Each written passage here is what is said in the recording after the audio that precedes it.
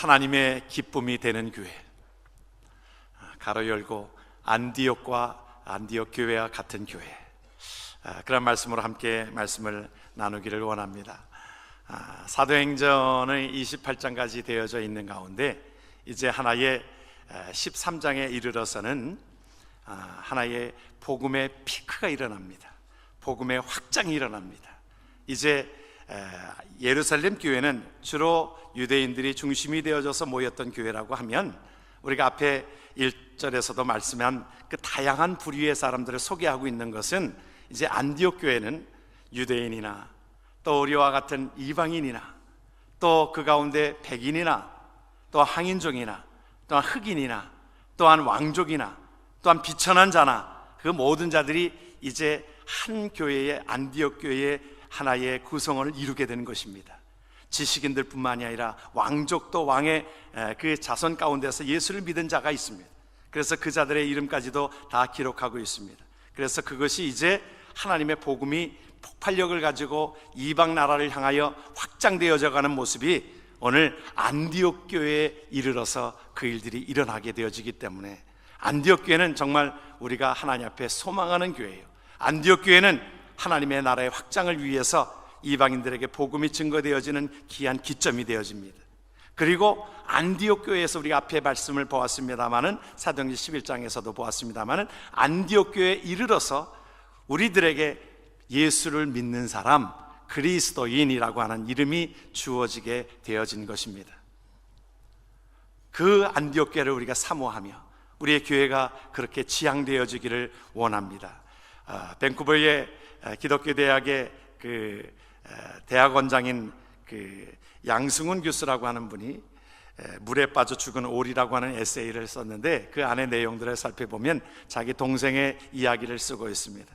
그 가운데 그 동생이 서울에서 있다가 이제 조금 일산으로 직장을 옮겨서 갔답니다. 그래서 그곳에 가게 되어지면서 이제 자기가 그 사무실이 있는 데에 그곳에 이제 시간이 있어서 좀 오리를 키워보려고, 그곳에 오리를 키우려고 미리 이제 수영장처럼 그것을 만들어 놨다는 거예요. 그래서 한 30cm 높이로 해가지고 뚝을 쌓고 해가지고 그곳에 물을 다 가득 채워서, 30cm면 한 요 정도 되죠. 그 높이를 가지고 그 물을 다 채워놓고 가서 청둥오리를 사가지고 왔다는 것입니다.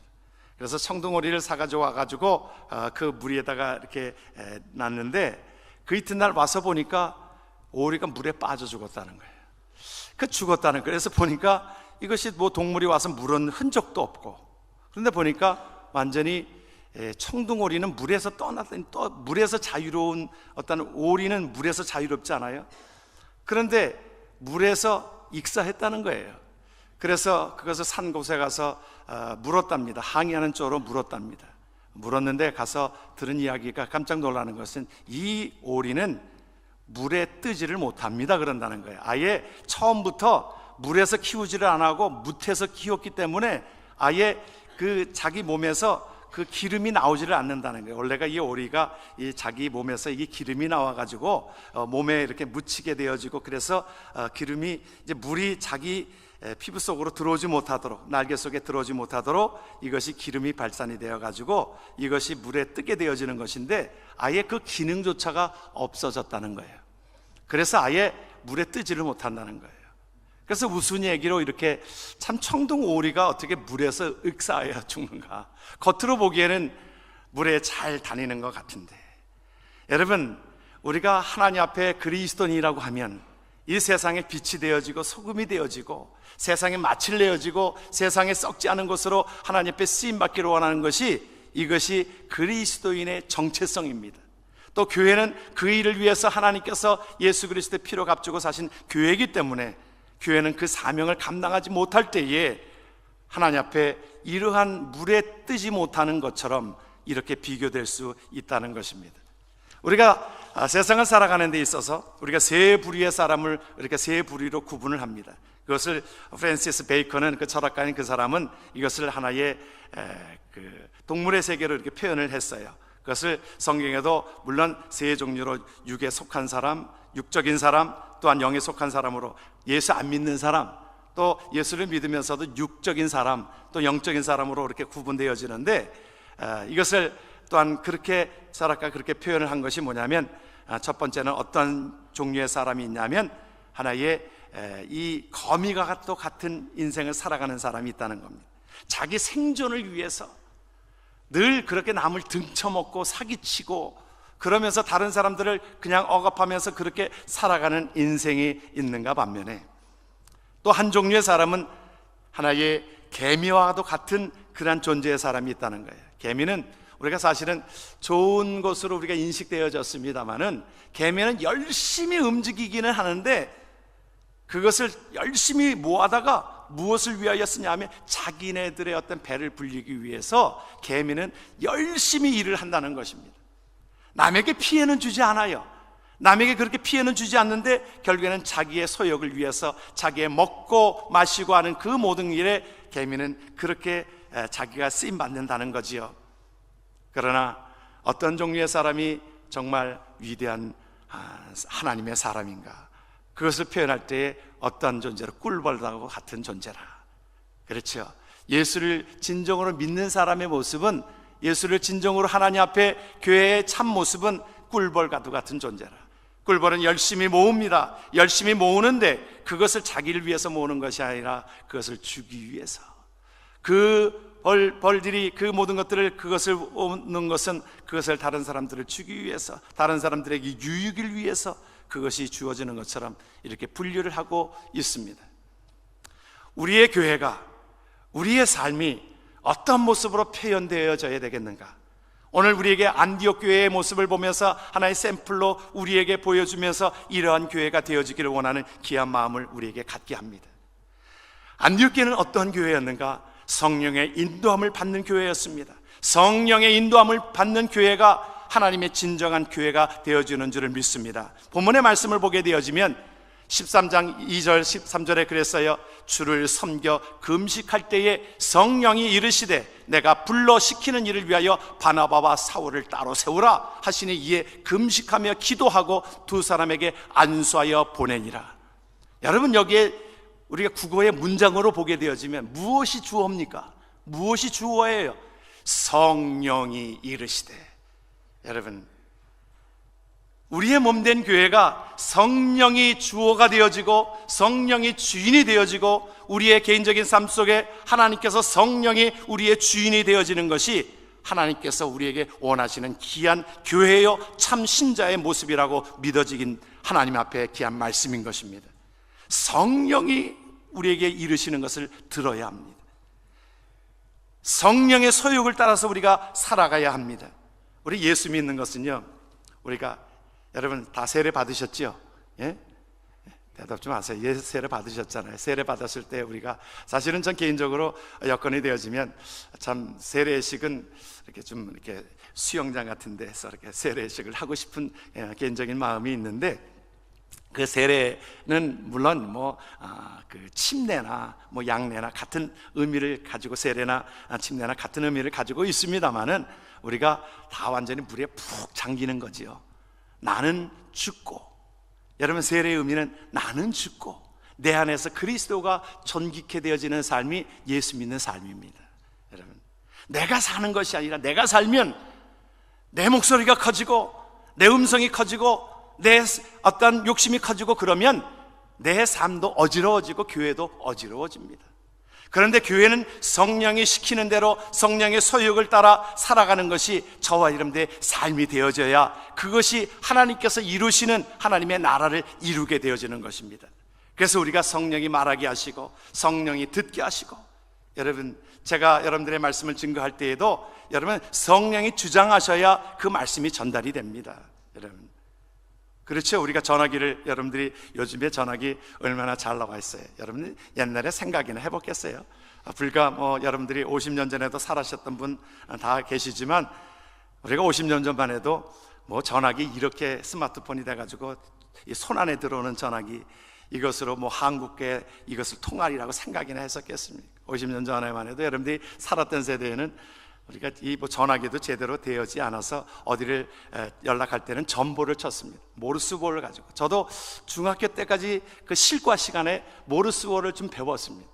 그래서 한번 하면은 뭐 길게 치면은 뭐 이렇게 가나다, 지금 다 잊어버렸습니다만은 한번 똑 치고 뭐 조금 길게 치면 다른 문장이 되어지고. 그래서 이 그 전보를 보낼 때는 짧을수록 값이 싸니까 그것을 짧게 보냅니다. 아버지 사망 급상경, 그러죠? 그렇게 아주 짧게, 뭐 길게 쓰면 돈이 더 차지가 되어지니까. 그런 시대에 우리가 살았다가 지금은 얼마나 참 스마트폰 시대에 살고 있는, 정보의 그런 모든 것들이 풍성함이 있고 그런 시대에 살고 있는데, 여러분, 전화기와 전화기가 서로 통화하려면 어떻게 해야 합니까? 그냥 전화기와 전화기가 통화가 됩니까? 아니지요. 전화기는 분명히 내 전화기도 이 전화국의 기지국에 등록이 되어져야 하고, 또 상대방의 전화도 이 기지국에 등록이 되어져야 이것이 전파를 타고 우리에게 전달이 되어져서 내가 서로 말하지만 이것이 그것을 통해서 순식간에 옮겨지는 것이지요. 보이지는 않아요. 우리가 보이지는 않지만 그 전파를 타고 급하게 이것이 순식간에 옮겨지는 것 아닙니까? 뭐 순식간에. 그런 것처럼 하나님의 말씀이 전해지고 하나님의 나라의 말씀이 전해지고 하나님의 나라의 모든 소식이 전해지는 모든 것들은 성령께서 우리의 삶을 인도하고 계시기에 성령에서 말하게 하시고 성령께서 듣게 하심으로 하나님의 나라를 우리가 꿈꾸며 살아가는 은혜가 우리에게 있는 줄을 믿습니다. 그래서 우리에게 그렇게 말씀하는 것이에요. 뭐라고 말씀합니까? 에베소서 5장 18절은 우리에게 그렇게 말씀합니다. 같이 한번 말씀을 봅니다. 술 취하지 말라. 이는 방탕한 것이니 오직 성령의 충만함을 받으라. 여러분, 육신적으로는 하나님의 음성이 들리지를 않습니다. 여기서 말하고 있는 술 취함이라고 하는 것은 육신적으로 삶을 살아가면 우리가 예수를 믿어도 술 취함으로 육신적인 어떤 소망을 가지고 살아가게 되어지면 하나님의 음성을 들을 수가 없지만, 그러나 성령의 소욕을 따라서 성령의 충만함을 받으면 저와 여러분들의 삶이 하나님의 나라를 꿈꾸며 살아갈 수 있는 은혜가 우리에게 넘치게 되어질 줄 믿습니다. 그래서 요엘 선지자는 그렇게 표현을 하고 있는 거예요. 2장 28절에 뭐라고 표현을 하고 있습니까? 그 후에 내가 내 영을 만민에게 부어주리니 너희의 자녀들이 장래의 일을 말할 것이며 너희의 늙은이는 꿈을 꾸며 너희의 젊은이는 이상을 볼 것이라. 이미 하나님께서 요엘 선지자를 통하여 말씀하셨고 사도행전 역사에 그 말씀이 전개되고 있습니다. 그래서 그 말씀이 하나님의 영이 성령의 시대에 예수님이 가시면서 우리에게 성령을 보내주신다라고 말씀하신 성령의 시대에 살고 있습니다. 그래서 저와 여러분들이 성령으로 말미암아 하나님 앞에 성령의 소욕을 따라서 살아갈 때에 무엇을 젊은이나 늙은이나 모든 자들이 하나님의 나라를 본다라고 말씀합니다. 성령은 하나님의 나라를 우리에게 소개하고 있습니다. 하나님의 나라를 설명하고 있습니다. 그 나라는 이것이 있다가 없어지는 그러한 것이 아니라 영원한 하나님의 나라, 그 나라를 보게 될 줄 믿으시길 바랍니다. 그래서 그것을 미래의 일을 장래의 일을 말한다고 그랬어요. 예언을 한다고 그랬어요. 그 말씀은 무엇이에요? 하나님의 나라를 보는 것입니다. 성령이 아니고서는 하나님의 나라를 볼 수도 없고 경험할 수도 없고 체험할 수도 없기에 저와 여러분들의 삶 속에 성령 충만함이 넘치게 되어지는 귀한 자들 되기를 주의 이름으로 축원합니다. 베드로가 그랬어요. 베드로는 그가 성령 받기 전에는 그의 삶 속에 비겁함이 있었습니다. 자기 목숨을 구제하기 위해서 자기가 나는 예수님 모른다라고 부인했던 그 자입니다. 비겁한 자입니다. 그런데 성령에 충만하게 되어지니까, 하나님의 나라를 보게 되어지니까, 그 소망된 삶을 갖게 되어지니까 그의 삶 속에 담대함이 있게 되어지고, 하나님의 말씀을 증거할 때에도 그의 설교를 통하여 3,000명씩 5,000명씩 회개하는 역사가 일어나게 되어지는 것이 하나님께서 성령으로 그와 함께 하셨기 때문인 것입니다. 여러분, 우리 예수 믿는 사람들은요, 우리의 삶이, 우리 한국 사람들은 특별히 참 예수를 잘 믿는 그 이유들이 우리의 음식에도 있는 것 같아요. 우리가 말씀드린 적이 있습니다만, 우리가 여러분들 김치를 담글 때에 우리가 제일 중요한 게 무엇일까요? 김치를 담글 때 김치가 잘 됐다 안 됐다 그거를 어디에서 판별이 될까요? 여러분 잘 죽어야 합니다. 그렇죠? 배추는 여러분들 딱 보건데 저희 어머니가 김치를 상당히 잘 담궈요. 근데 제 아내는 좀 부족하지요. 근데 딱 보면 제가 김치를 담글 때 그것을 보면 압니다. 잘 죽었느냐 안 죽었느냐. 예? 어머니는 보면 그 김치를 담글 때 보면 그 소금을 딱 푹 줄이면 팍 죽어요. 근데 제 아내가 하는 거는 잘 안 죽어요. 그래서 어찌 안 죽냐 이렇게. 그래서 나중에는 절인 걸 사오더라고요. 절인 거를 사가지고 와서 안 죽으니까, 잘 안 죽으니까 요새는 절인 것도 팔더라고요. 절여가지고 파니까 절여서 가지고 오더라고요. 여러분, 김치는 잘 죽어야 합니다. 여러분, 예수 믿는 것은 잘 죽어야 합니다. 내가 죽고 내가 살면, 교회에서 살면, 내가 살면 사실은 그것이 교회가 제일 되어지지를 못해요. 그런데 거기에 또한 진리가 하나 있는 것이 살아나요. 죽었던 것이 언제 살아납니까? 거기에다 고춧가루를 쫙 뿌리고, 여러분, 고춧가루를 뿌리면 저는 그게 성령이라고 생각해요. 그래서 고춧가루를 쫙 뿌리면 김치가 다 살아나요. 그렇죠? 여러분, 죽었던 것이 살아나면서 아삭아삭해지고 맛이 있어지고 그래요. 여러분, 마치 여러분들이 김치를 여러분들 드시면서 그렇게 경험하시기를 바랍니다. 내가 죽고 성령과 함께 살아나는 그런 놀라운 삶이 있어질 때에 우리의 삶은 성령으로 말미암아 하나님이 이루시는 소망의 나라가 되어질 줄 믿습니다. 그래서 하나님께서 우리에게 성령을 받으라고, 성령의 충만함을 받으라고, 성령의 소욕을 가지라고 우리에게 말씀하면서, 우리에게 내 영이 임하면 하나님의 나라를 꿈꾸며 볼 것이요, 환상을 볼 것이요, 예언할 것이요, 하나님의 나라를 살아가는 하나님의 은혜가 저와 여러분들 속에 넘쳐나기를 주의 이름으로 축원합니다. 여러분, 성경의 인물들을 다 보세요. 인간적으로 보면 다 그렇게 유명하지 않은 사람들입니다. 그런데 그 자들입니다. 그런 자들이 하나님 앞에 때로는 비겁하고 보잘것없고, 예수님의 사람들, 제자들을 다 보십시오. 때로는 고기 잡는 사람, 여러분, 당시에 어부라고 하면 우리나라도 좀 어부에 대해서는 조금 이렇게 좀 멸시하는 경향이 있었습니다. 그것은 별로 안 좋은 것인데, 뭐 거기다가 이상한 거를, 거기다 놈자를 붙이는 거는 사실은 안 좋다, 이제 그런 의미로 좀 비하해서 얘기를 하고 있잖아요. 사실은 당시에도 마찬가지입니다. 목자라고 하는 사람도 사실은 천한 직업이요, 또한 그 가운데 고기 잡는 사람도 그런 자인데, 하나님의 사람들을 보게 되어지면 그 가운데 성령이 임하게 되어지니까, 하나님의 영이 임하게 되어지니까 하나님께서 그를 크게 쓰임받게 되어졌던 것을 기억합니다. 여러분, 다윗을 기억하시잖아요.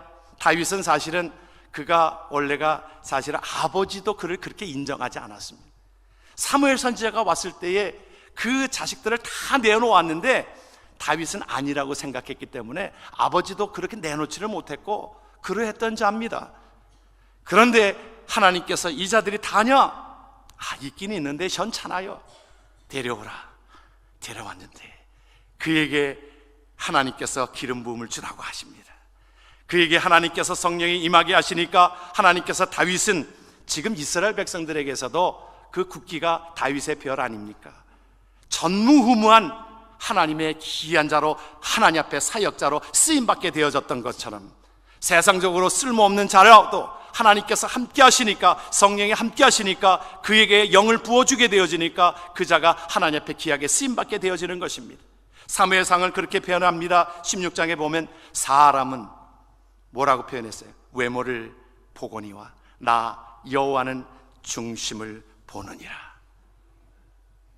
이것을 잘못 해석해가지고 젊은 청년들은 배꼽 티를 입으면서 배꼽이 나타나는 것을 하나님이 다 보시기 위해서 내 중심을 보시니까 내가 배꼽을 내놓고 다닌다라고 하는데, 여러분, 그 중심이 아니라 내 마음속을 중심을 보시고, 그래서 16장 13절에 그렇게 이어서 말하지요. 사무엘이 기름 뿔을 취하여 그 형제 중에서 그에게 부었더니 이날 이후로 다윗이 여호와의 신에게 크게 감동되니라. 여호와의 신이 뭐예요? 하나님의 신이 뭐예요? 성령인 것입니다. 성령의 신에 감동되어지는 그 삶이 성령이 이끄시는 삶이 되어지니까 하나님 앞에 그는 큰 일들을 이루게 하십니다. 성령에 취하게 되어지니까, 성령의 소욕에 하나님 앞에 나오게 되니까 그 자를 통하여 하나님은 역사하시는 하나님의 은혜를 보게 합니다. 우리가 어떤 것을, 우리가 결하는 냉장고에 있을 때에 그것이 하나의 생명체를 탄생시키지 못합니다.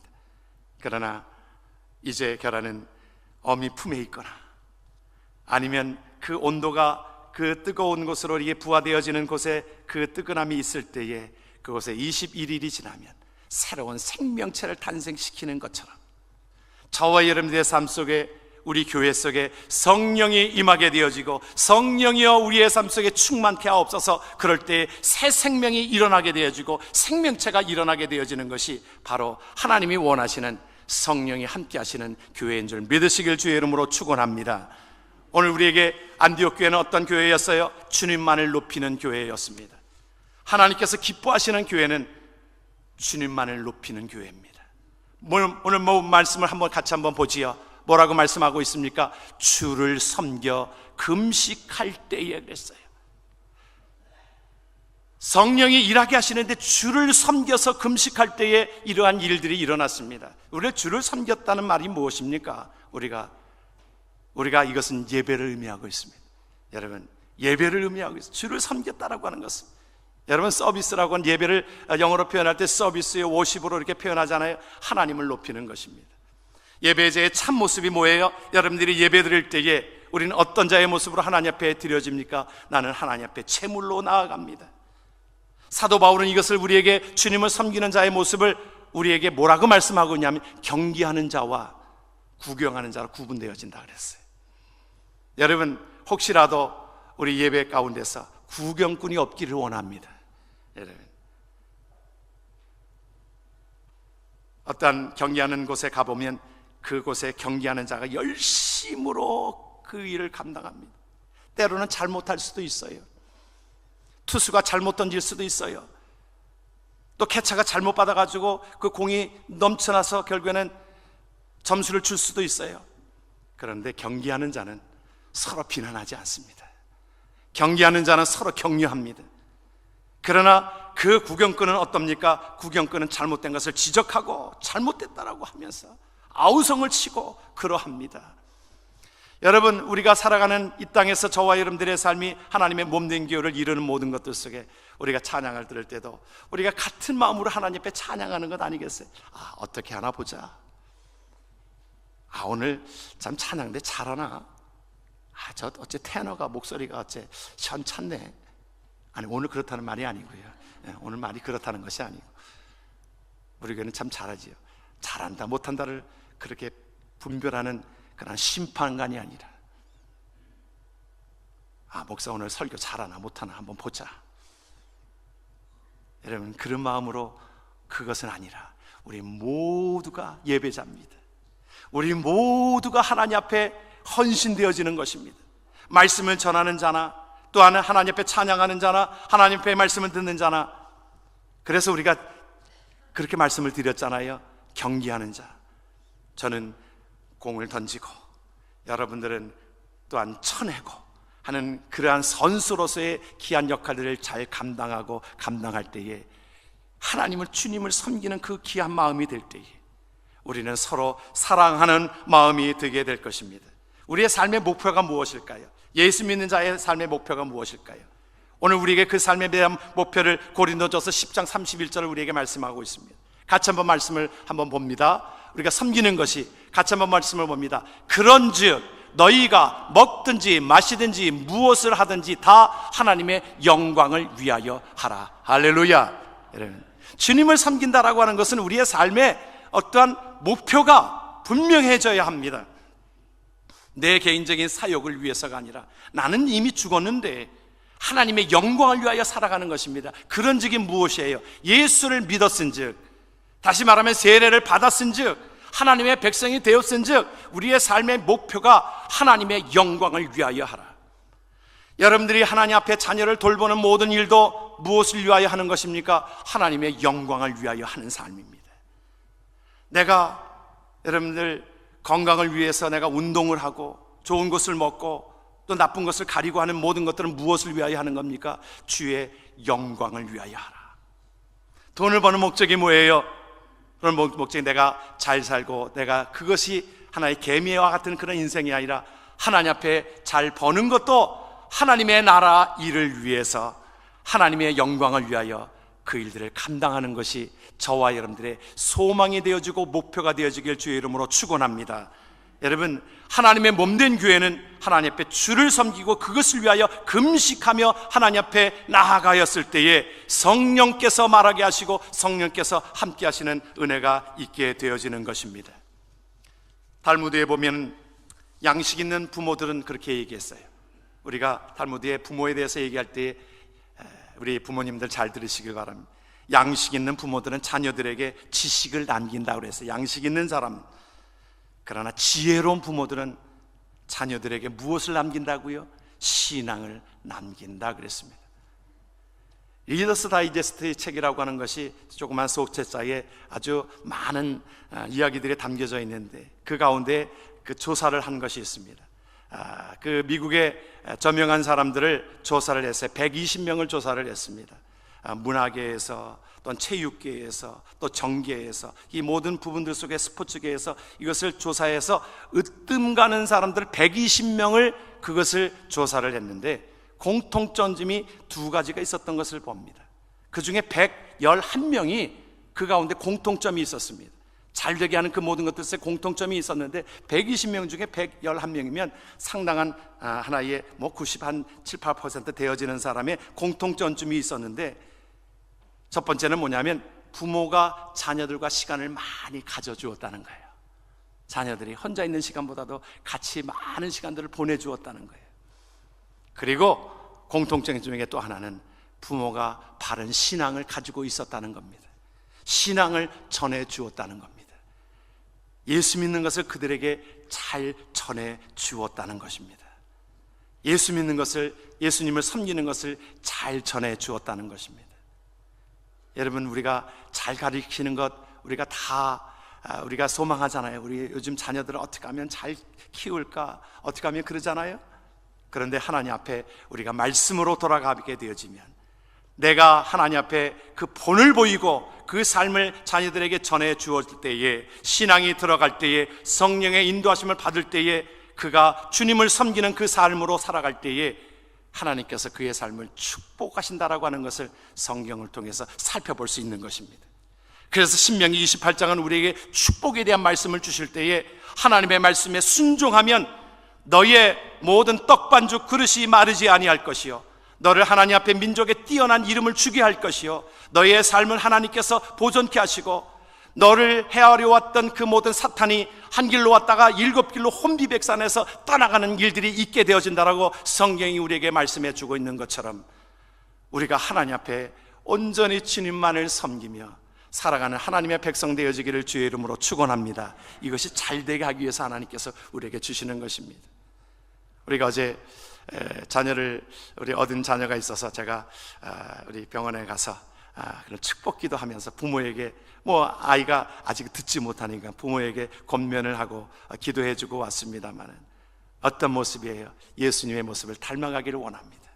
부모가 닮아가야 합니다. 여러분, 우리 젊은 부모님들 우리 자녀를 키우면서 내가 예수님 앞에 붙어 있어서 예수님의 삶처럼 그 지혜와 키가 자라가며 하나님과 사람에게 사랑스러워 가셨던 그 모습이 우리 부모님들에게 나타내질 때에, 자녀들에게 그 하나님 앞에 섬김을 본을 보여줄 때에 그 자녀들이 신앙인이 되어지고 그 신앙인의 모습을 통해서 하나님의 나라의 축복을 받게 되어지고 하나님의 나라를 소망하며 살아가는 자에게 하나님의 나라의 것은 물론이요, 성경이 우리에게 그것을 말씀해 주고 있잖아요. 그의 나라와 그의 의를 구하는 자에게 하나님께서 모든 것들을 더하여 주신다라고 약속하신 하나님의 말씀을 믿고 하나님 앞에 신실하게 주를 섬기는 자 되기를 주의 이름으로 축원합니다. 안디옥교회는 어떤 교회였어요? 이 무엇을 위하여 존재한 것입니까? 안디옥교회는 선교를 위하여 존재하였습니다. 선교에 힘쓰는 교회였습니다. 사실은 안디옥교회의 모습을 다시 한번 말씀을 봅니다. 한번 말씀을 통해서 2절 3절을 다시 한번 말씀을 봅니다. 주를 섬겨 금식할 때에 성령이 이르셨어요. 내가 불러시키는 일을 위하여, 무엇을 위하여? 바나바와 사울을 따로 세우라 하시니 이에 금식하며 기도하고 두 사람에게 안수하여 보냈다 그랬습니다. 지도자입니다. 사실은 안디옥교회가 이제 막 세틀되기도 전입니다. 모든 것들이 다 완숙하지 못한 상태입니다. 우리가 보통 그러잖아요. 우리가 선교를 우리가 하라고 하면 좀 내가 여유가 있어야 하지요. 교회가 적어서 선교를 못합니다. 내가 아직 형편이 어려워서 선교 못합니다. 여러분, 우리가 그렇게 핑계 대잖아요. 그런데 성경을 보면 우리의 삶을 하나님께서 우리를 섬기게 하시고 성령 충만하게 하신 이유는 하나님의 나라 확장하는 일에 하나님의 마음이 있게 되어지는 것입니다. 이미 앞에서도 사도행전 4장 31절을 함께 말씀을 봅니다. 빌기를 다음에 모인 곳이 진동하더니 무리가 다 성령이 충만하여 나타난 현상이 뭐예요? 담대히 하나님의 말씀을 전하니라. 성령이 충만한 자의 모습은 하나님의 나라를 전하는 것이, 이것이 당연한 것입니다. 이것이 기쁨을 전하는 것이 당연한 것입니다. 그래서 하나님 앞에 안디옥 교회는 아직도 세틀이 되어지고 그러한 지경이 없지만 우선적으로 하나님 앞에 선교하는 교회의 사명을 감당하며 살아갔다는 것입니다. 그런데 이것은 하나님이 축복해 주시기 위한 것입니다. 그러면 복음이 전해진 곳마다 하나님의 역사가 전해졌습니다. 이제 복음이 이방인에게 넘어오게 되어지고 이방인들에게서 이 유럽으로 넘어가게 되어지고 유럽에서 이제 북미로 넘어오게 되어지고 이것이 한국으로 아시아로 전해지게 되어지는 모든 것들 속에 복음이 전해지는 곳에 하나님의 큰 역사가 나타나게 되어지는 것을 우리는 기억하게 되어집니다. 그러므로 우리의 몸된 교회가 하나님 앞에 이 사명을 잃지 않아야 될 것입니다. 이것은 하나님 앞에 교회의 존재의 존립 목적이기도 합니다. 교회에 모여서 우리가 물론 친교도 하지요. 우리가 코이노니아도 중요하지요. 그러나 이 코이노니아도 중요한 모든 것들은 무엇을 위해서 존재하느냐? 선교를 위한 것입니다. 여러분, 하나님의 영광을 위한다라고 하는 것이 무엇입니까? 하나님이 기뻐하시는 일입니다. 하나님이 기뻐하시는 한 가지 일은 하나님의 나라를 확장하는 모든 일에 하나님은 기뻐하시는 줄을 믿으시길 주의 이름으로 축원합니다. 하나님 앞에 존 웨슬레 목사님이 우리가 하나님 앞에 서게 되어지면 세 가지 질문을 한다고 그랬어요. 뭐냐면 첫 번째는 내게 준 시간을 어떻게 썼느냐고 물으실 거라는 거예요. 우리에게 모든 사람들에게 동일한 시간을 주었습니다. 그리고 내게 준 돈을 어떻게 썼느냐? 우리에게 청직이라고 말씀하고 있잖아요. 내가 너에게 5달란트, 2달란트, 1달란트를 주었는데 그 돈을 너희가 어떻게 썼느냐? 그리고 그렇게 묻는다는 거예요. 내게 준 자녀를 어떻게 가르쳤느냐? 묻는다라고 하는 그 물음 속에 우리의 삶을 비춰봅니다. 하나님 앞에 저와 여러분들의 삶이, 우리 교회가 이 물음 속에 내가 하나님의 영광을 위하여 썼습니다. 하나님이 기뻐하신 일에 쓰임받게 하였습니다. 그러한 고백이 지금부터 일어나기를 주의 이름으로 축원합니다. 아멘. 기도합니다.